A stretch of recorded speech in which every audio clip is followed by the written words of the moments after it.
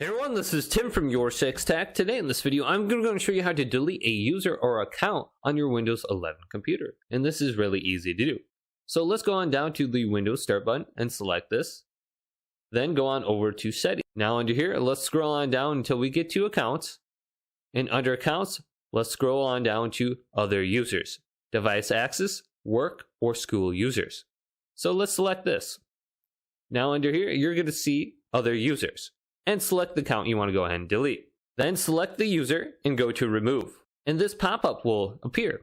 It says deleting this person's account will remove all their data from the PC, including items on their desktop, downloads, documents, photos, music, and other files. If this data hasn't been backed up or saved to another location, such as another PC, it will be lost. Then go to Delete Account and Data. And that person's account will be removed from your Windows 11 computer now. So this is very easy to do. And then you can go up to where it says Add Account and add a new account at any point in time.